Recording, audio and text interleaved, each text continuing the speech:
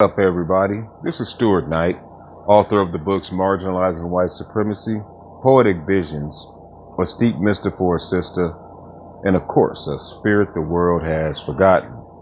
And I haven't made a video in, gosh, man, months. But something inspired me today to set this own little thing on up and try to make a little video just to put out an idea that I had that's been going on in my mind for a while concerning the black gender, male and female contention. Now, some people would say that it's a war, but wars are bloody, wars are violent, wars cause mass casualties, I should say, excuse me, of dead people. We ain't quite there yet.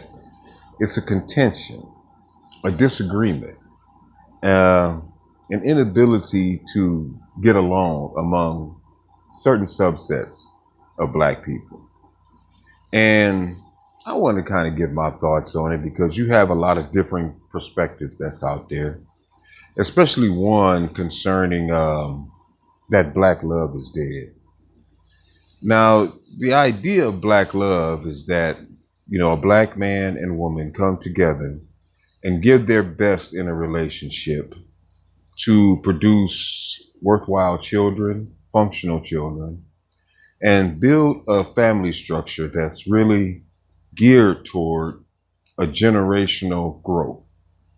That's what the idea of black love is. It's more than just paintings. It's more than just dashikis and afros. Black love is supposed to be the institution that stands against the efforts that white supremacy or Western ethnic supremacy has done to destroy us as a people. The idea of black love is species continuance, or should I say, to keep the existence of black people born here in America, of American soil, F.B.A, if you will, alive, considering that Western ethnic supremacy has always wanted to destroy us as a collective, in a sense, to erase the burden that exists within their minds of having enslaved us. Now, one thing that's for certain, the process that was created by Western ethnic supremacists to slave breed and produce so-called healthy slaves still affects us as a collective group. Not only do many black women still choose their selective mates by, should I say, standards that are actually relics of slave breeding. When they want a man that's 6 feet tall, usually slavers. When they wanted to slave breed a buck with a brood mare, they would pick the tall, well structured, well built black man with healthy teeth. A lot of black women make teeth a specific, which is understandable. They also make sexual prowess a standard. Physique, standard. Attraction is associated with physique and look, so to speak. And a lot of the times the men, they want to choose a black woman by how rotund and robust her backside is, which is understandable, because if a man wants children, he wants children who will come out healthy and well built. But many of us don't notice as a people that we're still doing mate selection by westernized standards. Now, also, a lot of the arguments going around, in the black manosphere are that, is that, let me find one, that a lot of times in the black manosphere, a lot of the men want to see black women actually act like, or or want to portray the image that, black women should be more like, white women to a degree. Well, or other groups of women as far as how they revere, respect their men. And yes, black women should revere and respect their men. And in most instances, the men that they are actually so-called attracted to or with, yeah, they do revere and respect. If that man stands on the fundamental principles of what it means to be a man, stoic, uh, what's the other word? Uh, always there on time, so consistent, that's the word. Knowledgeable, courageous, wise, has good temperance. Those are attributes of a man. Now, all throughout history, and I would say actually genetically, black women have always had an assertive spirit. There have always been go-getters. I mean, in many of the ancient African societies and cultures, women took the food to market, and did the bartering and haggling. That's why many of black women today in this society, born of the slave culture, the one thing that a lot of black men, have a complaint about is the black woman's tongue, So, and how she used it as a lash. Well, genetically that comes from, the black woman's abilities to be able to haggle, to bargain in the market. But the one thing that's missing from black women in today's society is the understanding of the duty to the black family that has to be done. You see, feminism has kind of, altered the idea of what duty is to be more about happiness than about fulfillment. Fulfillment of the nurturing of your children, fulfillment of the building and making of a solid home, the fulfillment of doing the work necessary to make sure that all within your family are well. And on the women, and from the women's side, from the feminine aspect, a lot of the men, today don't know what it really means to be a man, and that's also a byproduct of being, raised, I should say, for lack of a better word, under westernized cultural standards. Many of the black men believe that, the ideals of what it takes to be a man is a provider and a protector. And those are things that, those are attributes that, yes, you as a man should be able to do.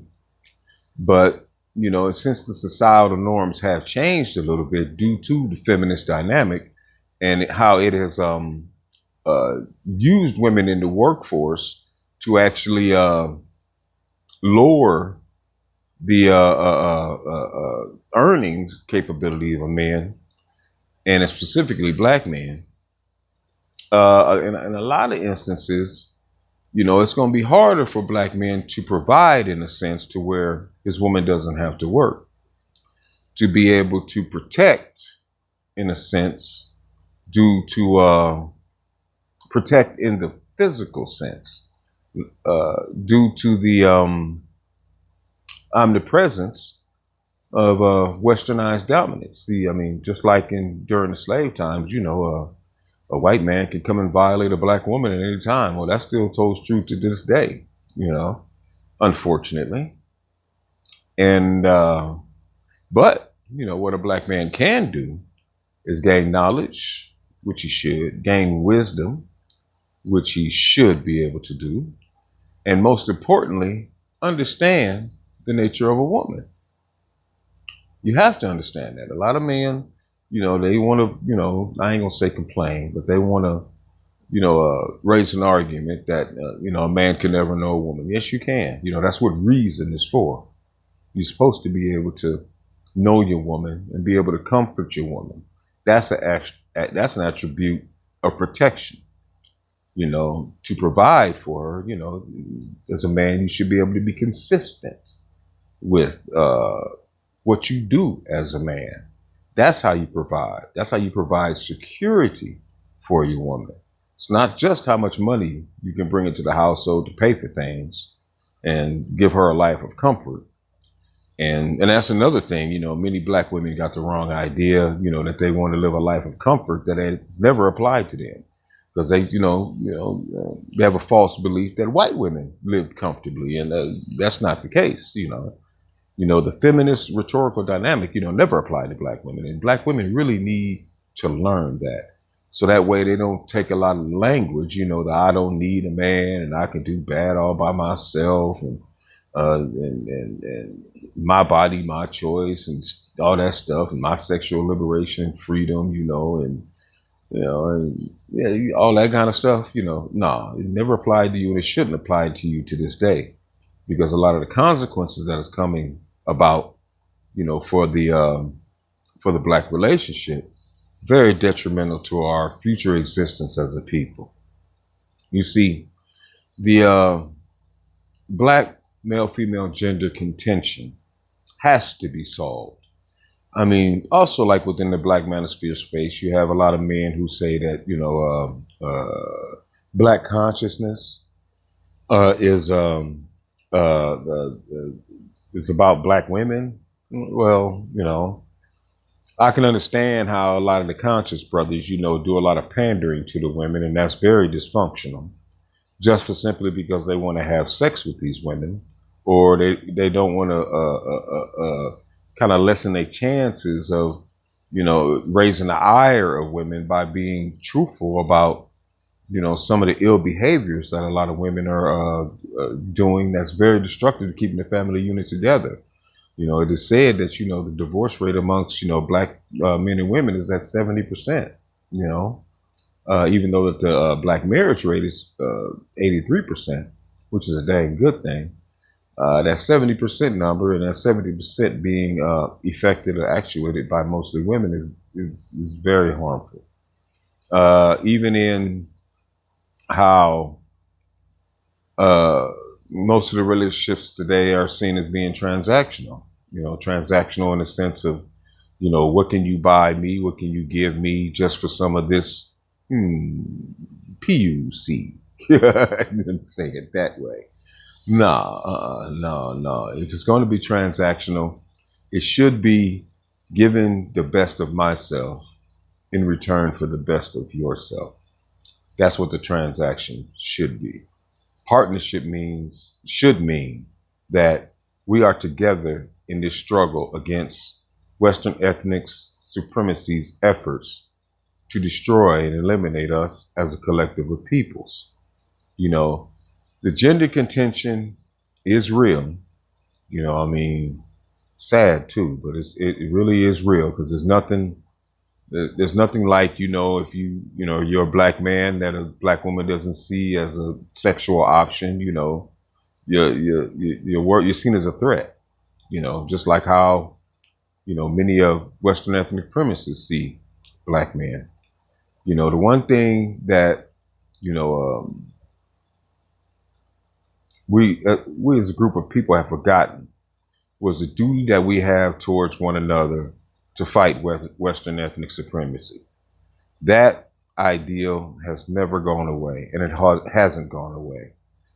So if we don't get this contention solved by first raising the understandings of black men and the capabilities of black men to be able to, in a sense, educate their women, stand strong for their women, and most importantly, to be able to stand strong for yourself, and for black women to be able to gain the wisdom to, one, be able to use their mouths efficiently and effectively in order to build their man, or even to correct their man if they see he's taking a wrong path.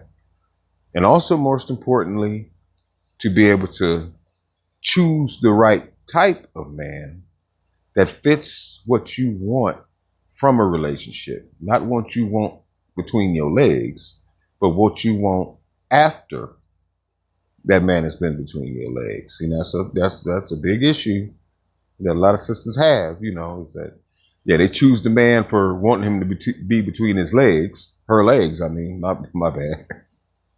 They choose the man that they want between their legs, but they don't choose the man that would be there for her wholeness, for her as a whole, and that's an issue a lot of sisters got to deal with. You got to be able to understand what attraction is really about. You know, it's not about what's with the eyes, but since women are intuitive and feeling space, it's about what you feel. When you're in the presence of this man, do you feel secure? When you're with this man, do you feel comfortable? When you're talking with this man, do you feel assured that this man is being honest and truthful with you? And for men, when you choose your woman, it ain't just about how rotund her bust is. And I can understand the ideas, men supposed to, how pretty her face is. Yeah, you're supposed to choose a woman about how pretty her face is because you definitely want to know if you're going to wake up next to her in the morning. But, not just, how bad her body is, but how good her mind is, Does she bring you comfort? Does she look out for you? Does she remind you of things that you just may not see? Does she, when you're wounded, does she take care of you? Does she fly off the handle at a whim? And brings drama to the relationship. If she doesn't do all those things, that's the woman you should choose. I mean, even if as long as you know that you can look at her every day and say, man, I can really wake up to this woman every day, them's the women you should choose. Not by what you think will, how she makes you feel too. And can you actually listen to the sound of her voice? Do you mind walking? How do you feel when she walks next to you? And, how do you feel when you see her walking away? Those are the things, those are things that are important, to maintaining and keeping a relationship going for a long, long, long time. So, choose by those aspects, not by, the societal standards that's been put into your head about she got to have this figure and she got to be this weight, and, I mean, granted, a lot of sisters, stress eat and get way up out of line, so that's something that needs to be, put in check. But in a lot of instances, a lot of sisters are stress eating because, a lot of times the men that they choose put them up under that. Partially her fault, partially his fault. But one thing's for certain, it has to be put up under control because it's getting way out of line with the obesity, and the unhealthiness, if you want to call it that. But if you're a man, choose what you like. Don't worry about what your friends got to say. If she a tad bit ugly, but she fills in all the other blanks, hey, yeah, tell your friends, yeah, she ugly in a motherfucker, but man, I feel good with her. Don't care what you think. And ladies, you choose your man. Don't be worried about what your friends think. Say, man, that man come home every day. He talks with me, listens to me, takes care of me. Make sure I'm all right. Gives me the loving I need. I don't care what you think. If you think he ugly, so what? I mean, you don't want him. I get to keep it. Yeah, ladies, stop choosing the man that your girlfriends want. Your girlfriend's gonna end up with him. Then you're gonna be mad. Talk about she was a friend of mine. You singing that damn song. But anyway, like I was saying, the black gender male-female contention has to be solved because it is white supremacy's edict to eliminate black people. And that's what we have to fight against. The ending of our species as a people. No, you ain't going to build a black community, a black family with a Mexican woman, an Asian woman, a white woman. No, you ain't. A lot of men talk that nonsense. No, you won't. You can only do that with a healthy-minded black woman. Not just any black woman, a healthy-minded black woman. And black women, you're not going to build, you're not going to get a sustainability from being the ability to be sustained and feel comforted and feel, what's the word? And feel whole as a woman, with a white man or Mexican man or Asian man or Puerto Rican and all that kind of crap. No, because you ain't gonna have that cultural familiarity. And besides that, white men always test they black women who want to lie up in the bed with the N word. They always do. All of them do. Guaranteed. And that's the one story a lot of them black women ain't telling. They want to run around here talking about, I got to get me a white man to feel secure, but they don't talk about how that white man call them, say the N word around them all the time just to see if that, black woman going to be loyal. And then the standards that, a lot of black women put on black men, they don't put on white men or other men of other races. Black men and both black men and both black men and black women gotta stop, or gotta realize first how they actually, levy or put white supremacist ideals and values on yourself, with the preferences that you ask for in your black man, with the with the idea that oh, this black woman is ratchet, or this black man is a threat, or y'all kill hundreds of us you know every 5 hours or something like that. And black men, black women, aborting 20 million babies in the past 50 years, 20 million potentially black babies, within the past 50 years, and it's got to stop, man. If we're going to keep existing as a people, it's got to end. We got to realize first, the assault that we've been under as a people. Secondly, we got to understand that we're still choosing mates by slave breeding standards. We got to change that. We got to bring a new understanding to how or to what so-called attraction is, like I said, attraction mostly through the eyes is nothing but lust, That's all that is. It's gotta include an element and an understanding of how that person makes you feel once you first come into contact, and not only first contact, but contact after that. How do you feel? How does this person, reassures you? How does this person look out for you? We got to begin to put those elements into the concept of what attraction is supposed to be, not just how good you look. And most importantly, and it's up to black men. It's up to black men to learn your woman. It's up to black men to understand what Western ethnic supremacy has done to us as a collective of people. It's up to black men to be able to gain the backbone necessary to be able to tell black women the truth when you have to tell them the truth, regardless of whether or not you can get their loving. That's partially why, I'm single and alone to this day, because I always stood on standards, that there's some things that I couldn't accept, from a black woman in a relationship, things I couldn't even accept from my own daughter. That's why I don't even talk to her now. The feminist idea, certain levels of disrespect and things like that.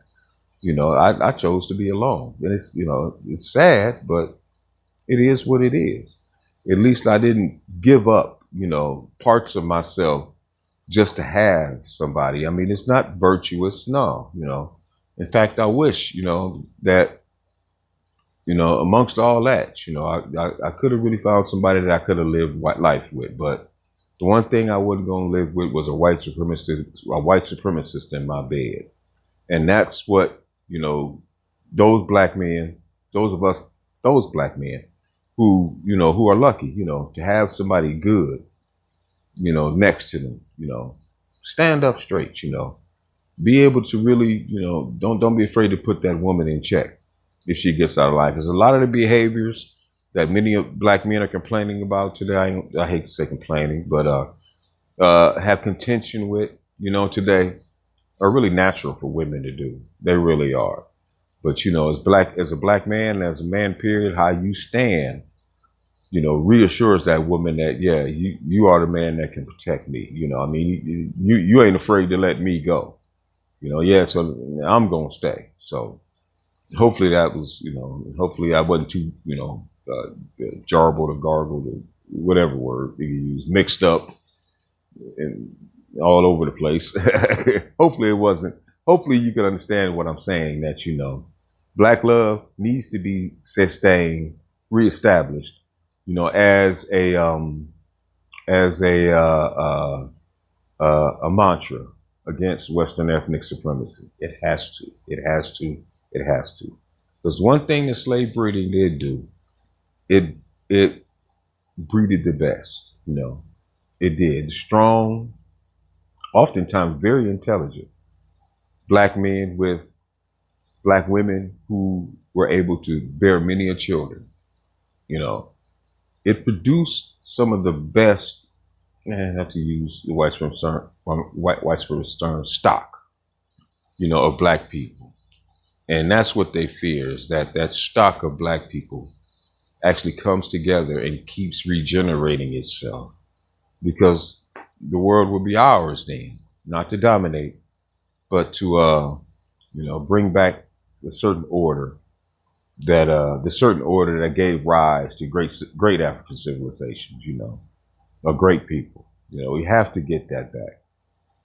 So, yeah, I'm a representative of B1, black first, and that means black men, black women, and black children, and black love first, against systematic ethnic Western supremacy and its efforts to infect or effect a mass genocide of a specific group of people, foundational black Americans. The gender, black, male, female, gender contention has to be fixed. Men learn the nature of women, black women, and black men learn the nature of men, learn how men are, learn how men are supposed to be. That way, learn how you are as a person, whether you're a black man or woman. Learn who you are. So that way, when you choose somebody, it's not based on lust. It's based off really what you want the outcome of your relationship to be, you know. So with that said, I'm Stuart Knight, author of the books Marginalizing White Supremacy, Poetic Visions, A Steep Mister for a Sister, and of course, A Spirit the World Has Forgotten. Peace.